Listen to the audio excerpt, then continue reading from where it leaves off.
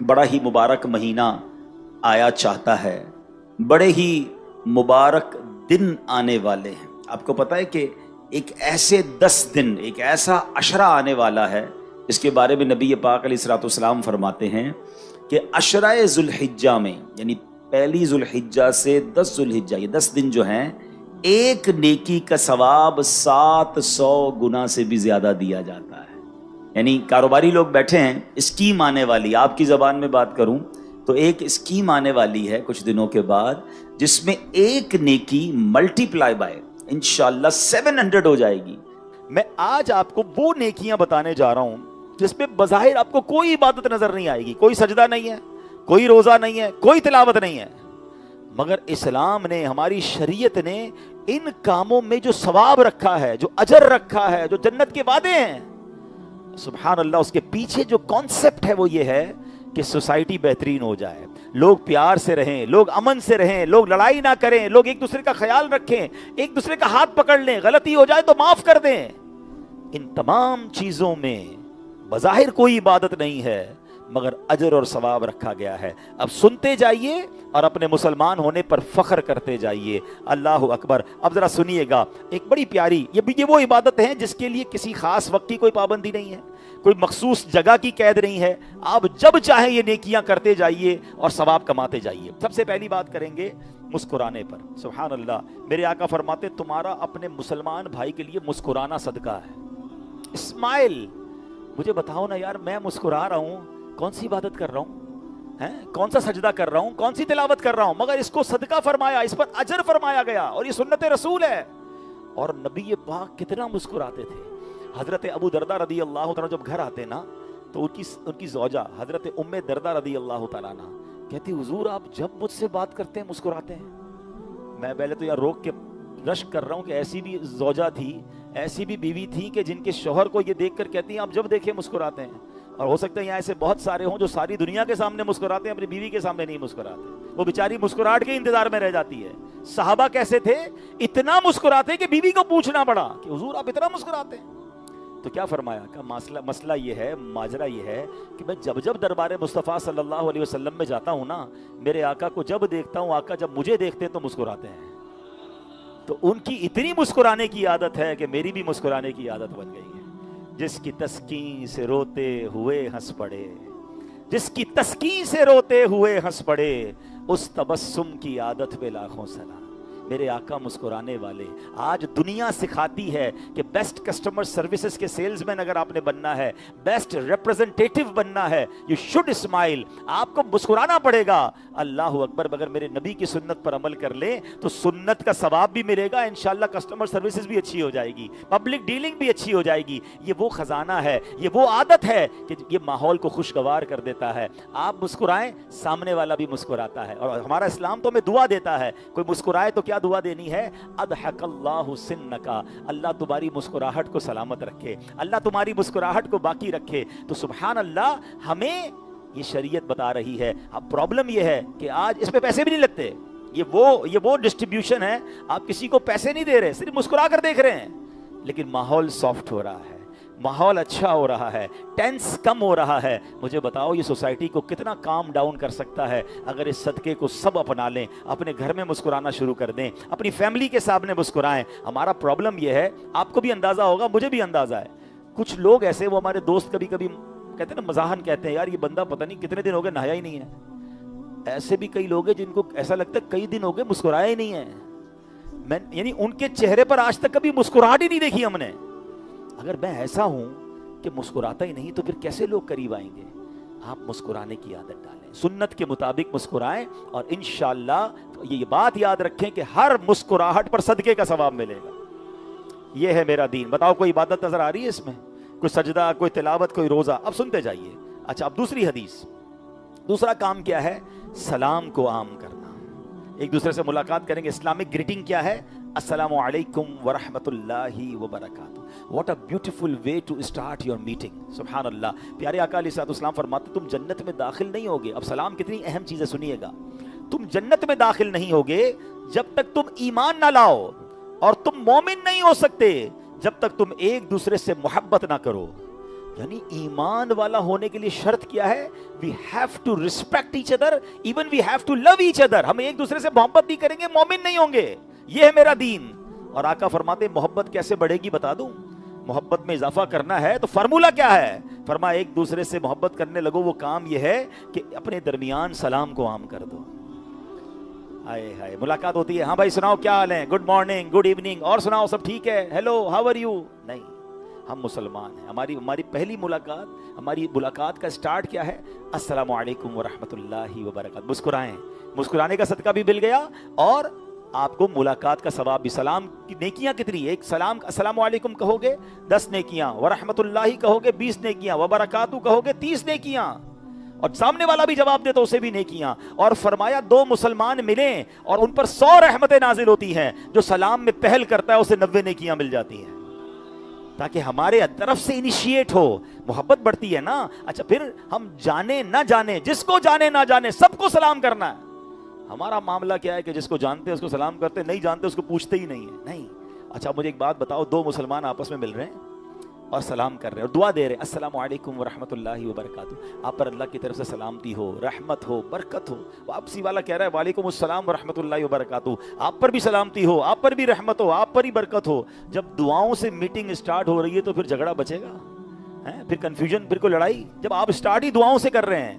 تو یہ ہے میرا دین، یہ ہے میرا اسلام جو سبحان اللہ اپنے آپس میں بھائیوں میں پیار پیدا کرنا چاہتا ہے. اور جب سلام کو عام کریں تو جنت کے وعدے ہیں. نبی پاک علیہ الصلوۃ والسلام سے عرض کیا گیا، ایک آدمی آیا کہتا حضور اسلام میں سب سے بہتر کیا ہے؟ تو آپ علیہ الصلوۃ والسلام نے فرمایا کہ تم کھانا کھلاؤ مسکینوں کو اور سلام کہو ہر شخص کو، خواہ تم اس کو جانتے ہو یا نہیں جانتے ہو. کھانا کھلانا کون سی عبادت ہے بھائی؟ مجھے بتائیے نا. میں کسی غریب کو، کسی مسکین کو کھانا کھلا رہا ہوں، کون سا سجدہ کیا میں نے؟ کون سی میں نے عبادت کی؟ کون سا میں نے تلاوت کی؟ کون سا روزہ رکھا؟ مگر یہ ہے میرا دین کہ کسی بھوکے کو بھوکا مت رہنے دو. جو کسی بھوکے کو کھانا کھلائے اللہ اس کو جنت کے دسترخوانوں پر کھلائے گا. جو کسی پیاسے کو پانی پلائے نبی پاک کے ہاتھوں سے جام کوثر اور جنت کے نہروں سے پانی پلایا جائے گا. جو کسی غریب کو کپڑے پہنا دے، بے لباس کو لباس پہنائے، اللہ اسے جنتی لباس پہنائے گا. کس قدر پیاری سوسائٹی ہو جائے اگر ہم ان حدیثوں پر عمل کریں، ان فضیلتوں پر عمل کرتے چلے جائیں. اگین ان تمام کاموں میں when I'm helping somebody، میں بظاہر تو اللہ کی کوئی عبادت نہیں کر رہا مگر قدم قدم پر ان کاموں میں نیکیاں لکھی گئی ہیں. اب آگے چلیے. مولانا ضیاء الدین مدنی فرماتے ہیں کہ مدینے میں لوگ پہلے ایسے ہوتے تھے کہ ایک بندہ ایک کپڑے والے کی دکان پر گیا اور جا کر کہتا ہے مجھے یہ کپڑا چاہیے. تو اس بندے نے کہا کہ بھائی دیکھو صبح سے میری سیل بڑی اچھی ہو گئی ہے، بہت اچھا میرا پروفٹ بھی ہو گیا ہے، سامنے ہی میرے بھائی کی کپڑے کی دکان ہے، وہ صبح سے فارغ بیٹھا ہے، آپ ایسا کریں یہ آرڈر اسے دے دیں اور اس کو یہ کام دے دیں. یعنی اپنا کام ہو گیا تھا، اپنے گاہک کو دوسرے کے پاس بھیج دیا. یہ ایثار ہے. کیا ہم ایسا کرتے ہیں؟ ہماری مارکیٹ میں تو باپ رے باپ، کوئی دوسری دکان والے کے بارے میں خالی پوچھ لے گے یار وہ سامنے والے کی دکان، ارے بھائی 1 نمبر کا چور ہے، ادھر کبھی نہیں جانا، بالکل 2 نمبر مال بیچتا ہے، جب بھی آنا سیدھا میرے پاس آنا. بلکہ کوئی گاہک کہیں سے گھو کر بھی آ جائے نا کہ حضرت آپ کو غلطی مال دیا ہوگا. کیوں کرتے ہیں ایسا؟ ہم کسی کا نصیب نہیں چھین سکتے، یہ بے وقوفی ہے. آپ اصل میں کچھ لوگوں کا ذہن یہ بن گیا ہے کہ جب تک میں کسی کو نیچے نہیں کروں گا نا میں اوپر نہیں ہو سکتا، میں کسی کے ساتھ زیادتی نہیں کروں گا تو مجھے کیسے موقع ملے گا، یہ تو سارا کاروبار یہ لے جائے گا. یہ بھول ہے آپ کی. ایک جملہ یاد کر لو، جو میرے نصیب میں ہے وہ مجھ سے کوئی چھین نہیں سکتا، اور جو میرے نصیب میں نہیں مجھے وہ کوئی دے نہیں سکتا. آپ یہ کیوں سوچتے ہو کہ یار ایک مارکیٹ میں ایک ہی آئٹم کی 4 دکانیں کھل گئی تو میرا کاروبار ٹھپ ہو جائے گا؟ اب تو لاجیکلی لوگ کہتے ہیں کہ زیادہ کاروبار ہو جاتا ہے. اگر ایک ہی ٹائپ کی دکانیں ایک ہی مارکیٹ میں زیادہ کھل جائیں تو اب لوگوں کو اگر موبائل لینا ہے تو موبائل مارکیٹ جاتے ہیں، کپڑا لینا ہے تو کپڑے کی مارکیٹ میں جاتے ہیں. زیادہ دکانیں کھلنے سے زیادہ فلو آتا ہے. آپ لوگوں کی برکت کی دعا کریں نا. یہ کیوں سوچتے کہ گاہک اس کے پاس گیا تو میری روزی چلی گئی؟ ایسا ہو نہیں سکتا. دانے دانے پہ لکھا ہے کھانے والے کا نام. ہم سمجھتے میری عزت اس لیے نہیں بڑھ رہی، یہ شیطان ہے نا مردود. یہ علماء میں، نعت خوانوں میں، امام صاحبان میں، ہر طبقے کے اندر یہ حسد اور یہ بات ڈال سکتا ہے کہ جناب اس کی عزت کم ہوگی تو میری باری آئے گی، اب اسی کا نام ہوتا جا رہا ہے تو مجھے کون سنے گا، میری باری کب آئے گی. یہ بھول ہے آپ کی. جس دن یہ آپ کے دماغ میں بات آ جائے تو سمجھ لو دل میں حسد آ رہا ہے، آپ کو شیطان آپ کے ساتھ کھیل رہا ہے. عزت دینے والا رب ہے. آپ اللہ سے کہیں نا مولا اس کو عزت دی ہے مجھے بھی دے دے، اے اللہ اس کو رزق دیا ہے مجھے بھی دے دے، اس کا چھن کر مجھے ملے. یہ ذہن کیوں بن رہا ہے؟ یہ حسد ہے، اور حسد جہنم میں لے جانے والا کام ہے۔ میں ایک چھوٹا سا پریکٹیکل آپ کے سامنے کرتا ہوں، بھائی آپ ادھر آئیے، یہ سنیے گا۔ جو لوگ آگے کسی کو بڑھانے میں ڈر رہے ہوتے ہیں نا، یہ بھائی ماشاءاللہ میرے سامنے کھڑے ہیں، ٹھیک ہے؟ اب میں آپ کو ذرا نیچے کروں گا، اب نیچے ہوتے جائیے گا۔ اب میں کوشش کر رہا ہوں کہ نیچے ہو جائیں، میرا ہاتھ نیچے ہو رہا ہے اوپر ہو رہا ہے؟ بیٹھ جائیں، تھوڑا اور نیچے ہوں۔ میرا ہاتھ کدھر ہو گیا؟ میں ان کو نیچے کرنے گیا، میں خود کیا ہو گیا؟ کیا ہو گیا؟ نیچے ہو گیا نا۔ اب کھڑے ہو جائیں، اور اب میں ان کو اوپر کر رہا ہوں، میرا ہاتھ کہاں جا رہا ہے؟ بس یہی فارمولہ سمجھ رہا ہے، جو لوگوں کو آگے بڑھاتا ہے اللہ اس کو اور آگے بڑھا دیتا ہے۔ جو لوگوں کو نیچا کرنے کی کوشش کرتا ہے نا، اس کو تو نیچا کر سکے نہ کر سکے، آپ خود نیچے ہوتے چلے جاتے ہیں۔ آپ کی جو نحوست ہے نا، جو دل میں بغض ہے، جو مسلمان کو گرانے کے شوق ہے، یار یہ کسی طرح برباد ہو جائے، اس کا کاروبار ٹھپ ہو جائے، اس کی عزت برباد ہو جائے، اس کا کوئی اسکینڈل پتا چل جائے، یہی سوچ تمہارے دماغ میں اگر ہے تو سوچ لو تم اس کا تو کچھ نہیں بگاڑ سکتے ہو، کیونکہ جس کو اللہ نے عزت دینی ہے اس کو کون نیچا کر سکتا ہے؟ ساری دنیا کسی کے پیچھے پڑ جائے نا، سوشل میڈیا پہ پڑ جائے، اخباروں میں پڑ جائے، او جناب ہر طرف سے اس پہ یلغار کر دے، اگر اللہ نے اس کے نصیب میں عروج لکھا ہے تو دنیا کی کوئی طاقت اسے ذلیل نہیں کر سکتی ہے۔ اور اسی طرح ساری دنیا کسی کے نغمے گائے، ساری دنیا کسی کو عروج دینے کی کوشش کرے، اگر اللہ نے اس کے مقدر میں ذلیل ہونا لکھا ہے تو اس کو ذلیل ہونے سے کوئی نہیں روک سکتا۔ عزت مانگنی ہے تو رب سے مانگے، ذلت سے بچنا ہے تو اللہ سے دعا کریں۔ تو بس زندگی کا فارمولہ بنا لے، میں نے ایثار کرنا ہے، مجھے چاہیے، میرے بھائی کو بھی چاہیے، اسے دے دو۔ صحابہ کرام میں کیسا جذبہ تھا ایثار کا۔ عرب شریف وغیرہ گئے ہیں تو میری بات جلدی سمجھ جائیں گے۔ عرب شریف میں اب تو خیر مندی پاکستان میں بھی بہت آ گئی ہے، ورنہ پہلے ہم نے شروع میں مندی وہیں کھائی تھی۔ عرب شریف میں، مکے مدینے میں عربیوں کے پاس جاتے تھے تو مندی کے تھال آتے تھے، مگر وہاں میں نے ایک اور چیز آبزرو کی کہ بکری کا جو سر ہوتا ہے نا، ہماری میمنی میں جس کو منڈی بولتے ہیں، سری، اچھا جو سری ہے نا، یہ بکرا پورا کاٹیں گے اور بوٹیاں وغیرہ سب تھال میں رکھیں گے، مگر سری جو ہے وہ اسی کو دیں گے جو اس پوری محفل میں کوئی بہت عزت والا ہوگا، اس کی تھال میں رکھ دیں گے۔ کوئی بڑے عالم صاحب آئیں گے، کوئی بڑے مفتی صاحب ہوں گے یا سردار محفل ہوں گے۔ اتنی پسند ہے عرب کے لوگوں کو، اب بھی وہ بڑے شوق سے کھاتے ہیں۔ ایک صحابی رسول کے گھر پہ سری تحفے میں آئی، ضرورت بھی تھی ان کو، گھر میں کھانے کی تنگی بھی تھی۔ انہوں نے سوچا یار سری آئی ہے، بڑا اچھا کھانا آیا ہے، میرے بھائی بھی برابر میں پڑوسی رہتا ہے، اس کو بھیج دوں گا تو زیادہ خوشی ہوگی۔ وہ سری لی اور ان کو بھیج دی۔ اچھا اب کمال دیکھو، جذبہ ایثار۔ وہ دوسرے جو صحابی تھے نا، وہ کہتے ہیں بھائی نے بھیجا تو بہت اچھا تحفہ ہے، لیکن جو میرے پڑوسی ہیں نا وہ زیادہ غریب ہیں، زیادہ ضرورت مند ہیں، انہوں نے سری وہاں بھیج دی۔ آخر پتہ ہے کیا ہوا؟ 7 گھروں سے گھوم کر وہ سری پہلے والے گھر پہ آ گئی۔ ایوریبڈی وانٹ ٹو بی، ہر بندہ ایثار کرنا چاہ رہا تھا کہ کسی اور کو دے دوں، کسی اور کا بھلا ہو جائے۔ اور ہم کیا سوچتے ہیں؟ سب کا چھن کر مجھے مل جائے، کسی کو نہ ملے، بس میرا کام سیدھا ہو جائے، باقی اگلے کا بیڑا غرق ہوتا ہو تو ہو جائے۔ یہ میرا دین نہیں ہے۔ یہ دین کیا کہتا ہے؟ ایثار کرو، تمہیں مغفرت کی بشارت ہے۔ خدا کی قسم روزانہ ایثار کی عادت آپ بنا لیں، بڑے بڑے ایثار کرنے بھی لگ جائیں گے۔ پہلے چھوٹے تو ایثار کرو نا، مسجد میں اے سی لگا ہوا ہوتا ہے، پنکھا لگا ہوتا ہے، نمازی کہتا ہے بالکل میں نے ادھر بیٹھنا ہے، ہر تراویح میں قبضہ کر کے بیٹھا ہوا ہے۔ آپ کو لگتا ہے دوسرا بھائی آیا ہے، یار یہ یہاں بیٹھے گا نا، اس کو زیادہ اچھی ہوا آ جائے گی، تھوڑا سا کھسک گئے، حضرت آپ آ جائیں، بتائیں نا۔ اللہ دیکھ رہا ہے کہ اس نے اپنی پسند کی جگہ ایثار کر دی ہے۔ اس نے پانی پینا تھا، دوسرے کو پلا دیا ہے۔ اس نے کھانا کھانا تھا، اس نے دوسرے، اللہ تو دیکھ رہا ہے نا۔ آپ بس میں جا رہے ہیں، ٹرین میں جا رہے ہیں، کوئی بندہ آیا، آپ نے دیکھا سیٹ نہیں ہے، آپ کھڑے ہو گئے، آپ بیٹھ جائیں، اس کو بتائیں نا کہ مجھے بھی بیٹھنا تھا۔ اللہ جانتا ہے کہ نیت کے در کی ہے۔ یہ چھوٹے چھوٹے سٹیپ جو ہیں آپ کو ایثار کا عادی بنا دیں گے۔ اللہ اکبر، کیسا ایثار تھا ہمارے صحابہ کرام میں۔ ایک غزوے کا موقع، غالباً غزوہ حنین کا موقع تھا، غزوہ میں کنفیوز ہوں اس لیے کنفرم نہیں کرتا۔ تو ایک صحابیہ، ان کے کزن بھی اس جنگ میں تھے، وہ زخمی ہو گئے، بالکل زخموں سے چور چور، لاسٹ بریتھس، آخری ان کی سانسیں۔ انہوں نے بالکل کراہتے ہوئے کہا پانی۔ تو وہ کزن تھی، وہ صحابیہ گئیں اور جا کے پانی پلانے لگی۔ جیسے ہی ان کو پانی پیش کیا نا، ان کے برابر میں ایک اور زخمی تھا، مسلمان صحابی رسول، وہ کہتے ہیں ایسا کرو، وہ پانی اس کو پلا دو۔ وہ پانی لے کے دوسرے کے پاس گئیں تو آگے ایک اور زخمی کی آواز آئی، پانی۔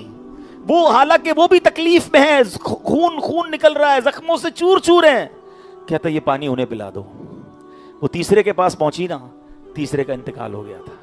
سیکنڈ کے پاس آئیں، ان کا بھی وصال ہو چکا تھا۔ دوڑتی ہوئی اپنے کزن کے پاس آئیں جو پہلا تھا، ان کا بھی انتقال ہو چکا تھا۔ ہائے ہائے ہائے، یہ ہے میرا دین، یہ ہے میرے اسلام کی تعلیمات کے مرتے مرتے بھی ایثار کرنا ہے. اور ادھر حال یہ بندہ مر رہا ہے اس کے ساتھ بھی ایثار نہیں کرنا. مر جائے یار اپنی بلا سے، اپنا کیا ہے، میرا کام سیدھا ہونا چاہیے. نہیں میرے پیارے اسلام. اب مجھے اگین میں سوال بار بار اس لیے کر رہا ہوں کہ جو خبت سوار کیا جا رہا ہے سوشل میڈیا کے ذریعے اور دماغوں میں ڈالا جا رہا ہے کہ اسلام کی implementation is the problem for the society. ارے اسلام وہ مذہب ہے جو پوری سوسائٹی کو بہترین سوسائٹی بنا سکتا ہے، بس شرط یہ ہے کہ جو دین کی پوری تعلیمات ہیں اس پر ہم عمل کرنے والے بن جائیں. اب پرابلم یہ ہے کہ ہم میں سے بہت سارے یہاں ایسے ہیں جو نمازی ہیں، روزہ دار ہیں، حاجی ہیں، سخی ہیں، بہت سارے اللہ کے حقوق ادا کرنے والے ہیں. پورا رمضان آپ نے روزے رکھے، پورا رمضان آپ نے تراویحیں پڑھی، ویل اینڈ گڈ. مگر ان تمام چیزوں کے ساتھ حقوق العباد کا معاملہ کیا ہے؟ حقوق اللہ is very important but حقوق العباد is most sensitive. کیوں؟ کیونکہ اگر کوئی بندہ ساری زندگی اللہ کے حقوق ادا نہ کرے نا تو اللہ، یہ اس کا اور اللہ کا معاملہ ہے. وہ ایک سچی معافی مانگے اللہ معاف کر دیتا ہے. لیکن اگر کوئی بندے کو ستائے گا، جب تک بندہ معاف نہیں کرے گا رب بھی معاف نہیں فرمائے گا. اگین اس شریعت کے فارمولے کو اگر آپ سوسائٹی کی بیٹرمنٹ کے لیے امپلیمنٹیشن کو سمجھیں کہ یہ کتنی کمال کی جناب شریعت کا فارمولہ ہے کہ جو بندہ معاف نہیں کرے گا اللہ معاف نہیں کرے گا. اس کا مطلب آپ نے اپنے تمام بھائیوں سے، تمام مسلمانوں سے محبت سے رہنا ہے کہ بندہ ناراض ہو گیا تو رب بھی ناراض ہو جائے گا. تو آج کے بعد جہاں حقوق العباد ہم نے کنٹینیو کرنے ہیں وہاں ہم نے حقوق العباد میں بڑا سینسٹیو ہو جانا ہے. ایک حدیث پاک سنیے، یہ بات اور کلیریفائی ہو جائے گی انشاءاللہ. تھوڑی دیر میں آپ کو ایک سرپرائز بھی ملنے والا ہے انشاءاللہ، ایک اچھا سرپرائز ملے گا انشاءاللہ، آپ اور خوش ہو جائیں گے انشاءاللہ. تو بیان تھوڑا سا آج 5-10 منٹ میں اور لوں گا، لیکن انشاءاللہ آپ جو لائیو بھی مجھے سن رہے ہیں وہ بھی ہمارے ساتھ رہیے گا. تو میں یہ کہہ رہا تھا، حدیث پاک، نبی پاک علیہ الصلوۃ والسلام نے صحابہ کرام سے کوسچن کیا اور سوال یہ تھا بتاؤ مفلس کون ہے. اگر یہی سوال میں آپ سے کر لوں کہ بتائیے مفلس کون ہے تو آپ کیا کہیں گے کہ غریب تو وہی ہوتا ہے جس کے پاس پیسے نہ ہوں. صحابہ کرام نے بھی ایگزیکٹلی یہی جواب دیا کہ حضور مفلس تو وہ ہے کہ جس کے پاس درہم و دینار نہیں ہے، پیسے نہیں ہیں. تو نبی پاک نے فرمایا نہیں، مفلس کون ہے؟ اب سنیے گا، میں حدیث کا خلاصہ پیش کر رہا ہوں. فرمایا مفلس وہ ہے جو قیامت کے دن پہاڑ جتنی نیکیاں لے کر آئے گا.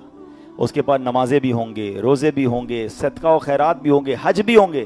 اے حاجیوں سنو، اے روزہ داروں سنو، اے نمازیوں سنو، یہ ساری نیکیاں لے کر وہ جائے گا. مگر پیارے آقا فرماتے اس حال میں جائے گا کہ کسی کا دل دکھایا ہوگا، کسی پر زیادتی کی ہوگی، کسی کے پیسے دبائے ہوں گے، کسی کی غیبت کی ہوگی، کسی کی دل آزاری کی ہوگی، ظلم کیا ہوگا. یہ سارے بندے اللہ کی بارگاہ میں کھڑے ہو جائیں گے کلیم لے کر، اے اللہ آج ہمارا انصاف دلا دے. لوگ کہتے ہیں نا میرا دنیا میں کوئی نہیں بگاڑ سکتا، میں بڑا پاورفل ہوں، میرے آگے کون بات کر سکتا ہے.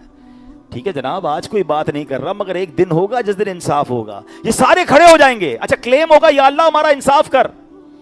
دنیا میں تو آپ کے پاس دو طریقے ہیں نا، کسی کے پیسے لیے ہیں تو یا تو پیسے دے دیں یا معافی تلافی ہو جائے. ادھر تو یہ نہیں ہوگا، پیسے تھوڑی چلیں گے. ادھر کرنسی پتہ ہے کیا ہے؟ آخرت کی کرنسی وہ اعمال ہیں، یا تو نیکیاں دینی پڑیں گی یا گناہ لینے پڑیں گے. فرمایا پھر کیا ہوگا کہ ایک بندہ جس نے اس کا دل دکھایا ہوگا نا، ظلم کیا ہوگا، ایک بندہ اس کی نمازیں لے جائے گا، ایک بندہ اس کے روزے لے جائے گا، ایک بندہ اس کا حج لے جائے گا، کوئی اس کے صدقے لے جائے گا، اور ایک ایک کر کے اس کی ساری نیکیاں کلین زیرو ہو جائیں گی. مگر بندے پھر بھی باقی ہوں گے. اس کا مطلب کہ جو زیادتی کرنے والے ہوتے ہیں ان کو یہ پتہ ہی نہیں ہوتا وہ کتنوں سے زیادتی کر رہے ہوتے ہیں. ان کی عادت میں لڑائی جھگڑا ہوتا ہے، زبان پہ گالیاں ہوتی ہیں، دل توڑ رہے ہوتے ہیں. اتنی بری عادت ہوتی ہے کہ مسجد میں آتے ہیں نماز پڑھنے کے لیے، یہاں بھی لڑائی کر رہے ہوتے ہیں، کسی خادم سے لڑ پڑتے ہیں. تو جن کی یہ بری عادتیں ہیں نا وہ غور کریں، توبہ کریں کہ اگر آپ روز لوگوں کے دل توڑ رہے ہیں، روز زیادتیاں کر رہے ہیں، ملازمین کو گالیاں دے رہے ہیں، بیوی کو برا بھلا کہہ رہے ہیں، رشتہ داروں کو برا بھلا کہہ رہے ہیں، یہ سب لکھا جا رہا ہے. یہ سارے لوگ قیامت کے دن کھڑے ہو سکتے ہیں. نبی پاک فرماتے ہیں نیکیاں ختم ہو جائیں گی، بندے پھر بھی بچ جائیں گے. اچھا اللہ تو انصاف کرنے والا ہے نا. اب یہ تو نہیں کہا جائے گا اس کی نیکیاں ختم ہو گئیں چلے بھائی آپ جائیں آپ کو کچھ نہیں ملے گا. لنگر تھوڑی ہے کہ کھانا ختم ہو گیا کسی کو نہیں ملے گا. اب فرمایا ان مظلوموں کے گناہ اس ظالم کے سر پر ڈالے جائیں گے. اس ظالم کے سر پر گناہ ڈالے جائیں گے جو گناہ کیے نہیں ہے اس نے، مگر ان کے گناہ اس لیے ڈالے جائیں گے تاکہ ان کو کمپنسیٹ کیا جائے. اور پھر یہ اعلان ہوگا یہ وہ بد نصیب ہے جو پہاڑ جتنی نیکیاں لے کر تو آیا مگر آج دوسروں کے گناہ سر پہ لے کر جہنم میں جا رہا ہے۔ تو بتائیے کتنا امپورٹنٹ ہے کہ بندے راضی رہیں۔ انسانوں کے ساتھ رہنا ہے، جانوروں کے ساتھ نہیں رہتے، ہم انسانوں کے درمیان رہتے ہیں۔ ہمیں سب کا خیال رکھنا ہے، پیار سے، محبت سے، معافی سے، درگزر کر کے، ہاتھ پکڑ کے، زیادتی نہیں، مدد کر کے چلنا ہے۔ اور اگر یہ ساری چیزیں سمجھ آ جائیں اور یہ سب عمل کرنے لگ جائیں تو مجھے بتاؤ نا معاشرہ کیسا بن جائے گا، سوسائٹی کیسی بن جائے گی۔ پڑوسیوں کے حقوق کتنے ہیں پتہ ہے؟ آئے ہائے، ایک بار نبی پاک علیہ الصلوۃ والسلام صحابہ کرام کو بتا رہے تھے، پڑوسیوں کے حقوق بیان کر رہے تھے، تو صحابی رسول نے کہا اتنے حق بتائے کہ ہمیں یہ شک ہونے لگا کہ نبی پاک علیہ الصلوۃ والسلام کہیں پڑوسیوں کے وراثت میں حصہ بھی بیان نہ کر دیں۔ اور نبی پاک علیہ الصلوۃ والسلام نے یہاں تک فرمایا جس کی وہ یوں سمجھیے کہ انٹرپریٹیشن یا اس کی وہ یہ بنتی ہے، خلاصہ یہ بنتا ہے کہ جس سے اس کا پڑوسی راضی اس سے اس کا رب راضی، جس سے اس کا پڑوسی ناراض اس سے اس کا رب ناراض۔ اب بتائیں ہمارے پڑوسی راضی ہیں ہم سے؟ ہمیں تو نام ہی نہیں پتا۔ بہت سارے وہ لوگ ہیں جن کو پڑوسی کے بارے میں پتہ ہی نہیں کون رہتا ہے میرے برابر میں، برسوں گزر گئے، حالانکہ پڑوسی کے حقوق ہیں۔